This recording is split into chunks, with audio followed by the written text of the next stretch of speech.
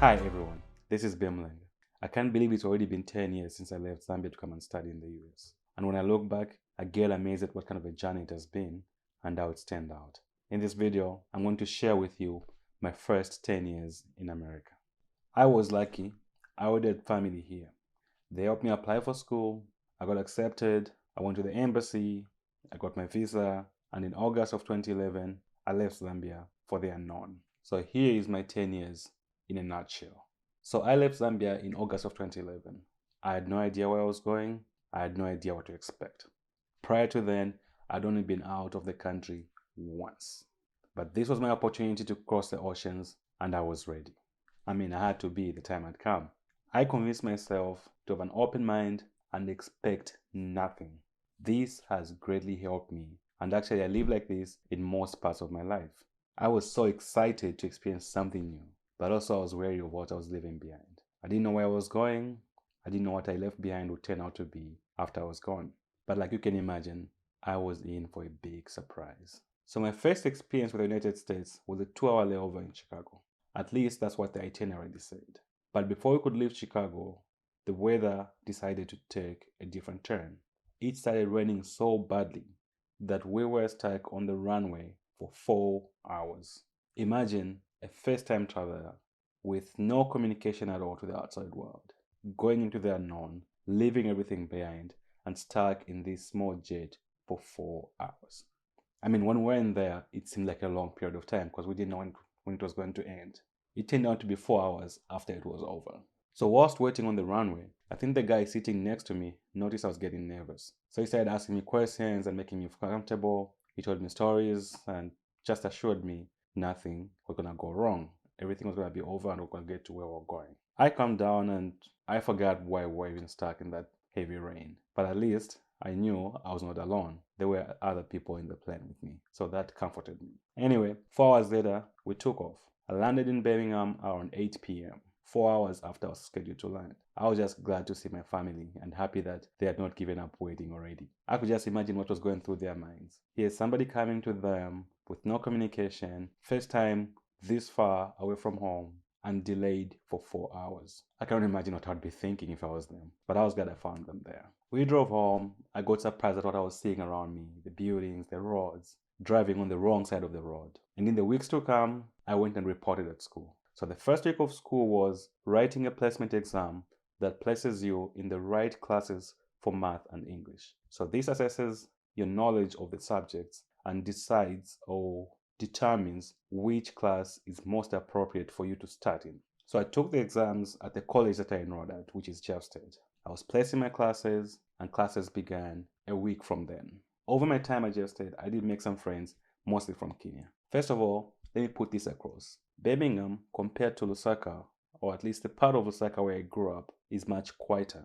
And to me, it seemed boring. Everyone is driving, going everywhere, and it seems tougher to actually meet people. If you have nothing in common, you won't bump into each other. This was even worse at Jeff State because the social life at Jeff State sucked, at least for the time I was there. Everyone drives in, attends their class. When class is over, everybody's gone. Nobody stays behind to socialize. There were a few people that hang around, but the entire school is just gone. Now you can imagine somebody new to this place, especially when I have to wait for my ride to come and pick me up. There's nobody around me but myself and maybe one or two other people and people that work at the school. It became boring. This took some adjusting on my part. I think it took me more than 6 months to feel like I was finally here. Within that time, I was bored that I thought going back home is a solution. But then I remembered why I came here, and backing down now is not the answer. I just miss the chaos and the noise so much. I grew up in that. But on the plus side, I was lucky that I had family here. I felt at home. And actually, coming to think of it, the quiet and the loneliness and the boredom actually works to my advantage. I used that time to actually study even harder because I was bored and wanted to keep my mind busy. And through that studying harder, school became easy for me. At least just it was. I knew that I had to win at something, and the school thing just came naturally. And it was the only thing then that I felt I had total control over. I felt this school thing won't defeat me. If I'm bored somewhere else, I'm going to use that time to beat school.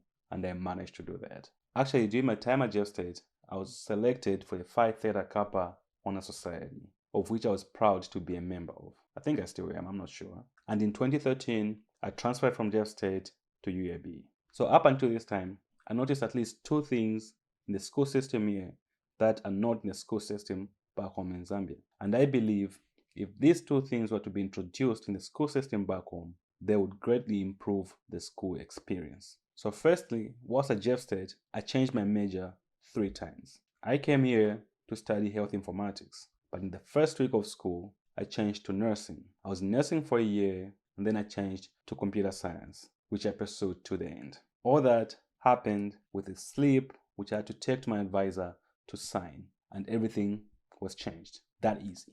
And the second thing is transferring to a bigger university.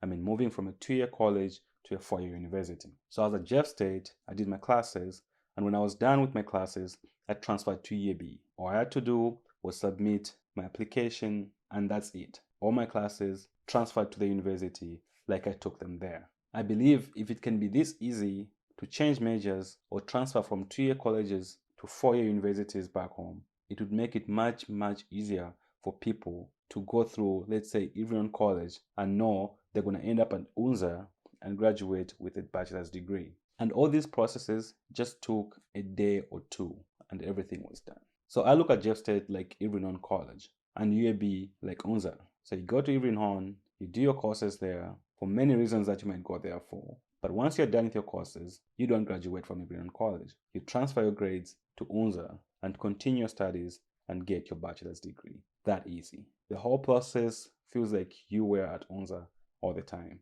but you started from a much lesser college, if I can say that, to a much bigger college.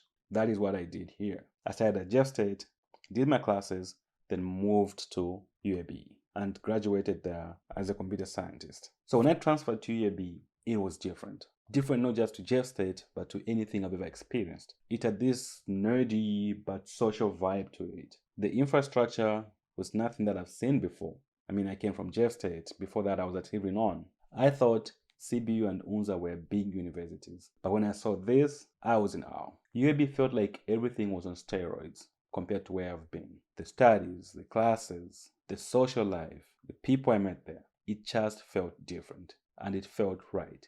Coming from Lusaka where it's noisy and chaotic a little bit, to coming to this place where I felt like it was easier to meet people. That's why I came to meet a lot of friends from Ivory Coast, Nigeria, Ghana, to name just a few. And the West Africans took over UAB, at least when it comes to African communities. They were the most dominant. That's why today I listen a lot to Ivorian music. It's because of the guys that I met there.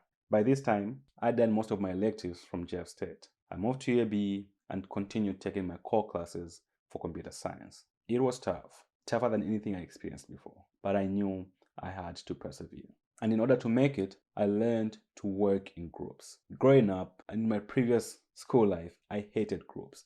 I just thought they wasted my time and we couldn't agree on anything. But coming to this big university, things had to change. One of the easiest ways to succeed was to join groups. Group studies didn't work before, but this time they had to work. You know what they say, no man is an island. And even though I've been a solo performer for most of my life, I knew continuing with that at UAB was just a recipe for disaster. I was going to regret it. So I adjusted and it worked out fine.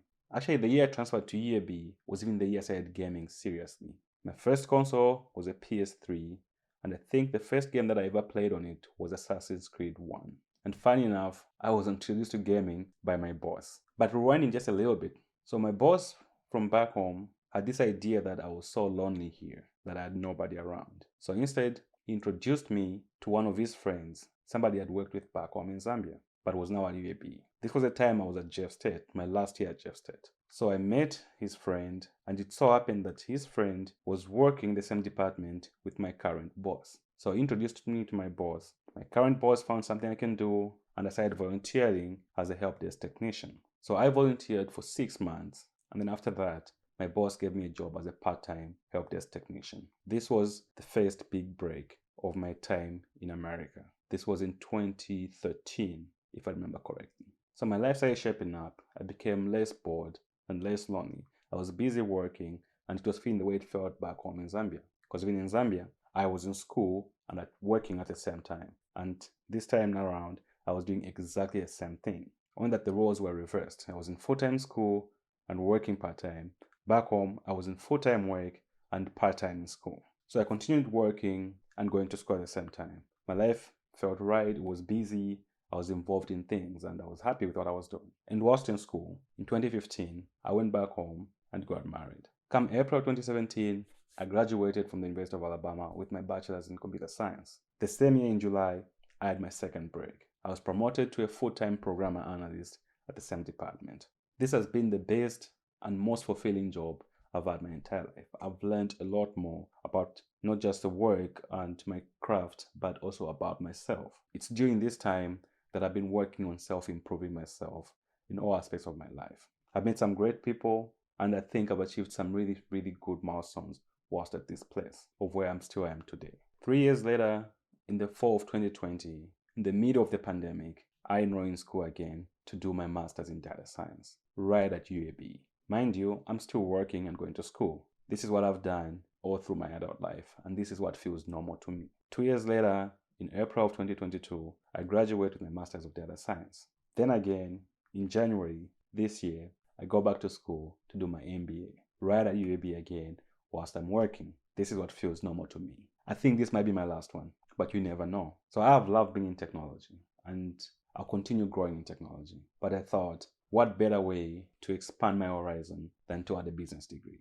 And I think it will serve me well in the long run. And I believe in taking risks, and I believe it's worth it to take risks. They say you never achieve anything if you don't take any risks. There are people that have been through what I've been through, and even worse, but they've persevered. They've said to themselves, like I said to myself, backing down is not an option. I did not come this far just to go back with nothing. So do your best. Face life head on. There is your light at the end of the tunnel. Until next time, thank you for watching.